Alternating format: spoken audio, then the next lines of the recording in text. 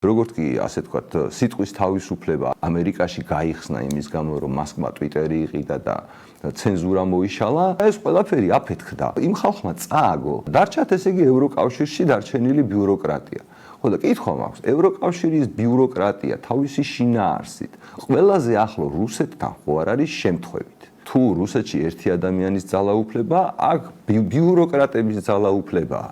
მთელი ჩვენი საზოგადოება, მთელი დამოუკიდებლობის პერიოდში როგორი იყო, რომ ჩვენ თურმე აზროვნება არ შეგვეძლო. ევროპელები რასაც გვეტყოდნენ, ჩვენ მას კანონად ვაქცევდით. ეს არის დამოუკიდებელი საზოგადოება, ქვეყანა, რომელსაც რამე გადაწყვეტილების მიღება საკუთარ თავთან მიმართებაში შეუძლია. ქოცებმა რაც კანონები დაწერეს. ეს კანონები ხო ბევრად უფრო სასტიკია, რომ ადამიანის შემზღუდველია, ვიდრე 2012 წლამდე არსებობდა. ქოცებმა კანონმდებლობის თვალსაზრისით ბევრად უფრო დიდი ძალაუფლება ჩაიგდეს ხელში, ვიდრე ნებისმიერ წინა ხელისუფლებას ჰქონდათ და ეხლა ნებისმიერი ახალი, რომელიც აი ამ სისტემის სათავეში აღმოჩნდება, დილემის წინაშე დადგება.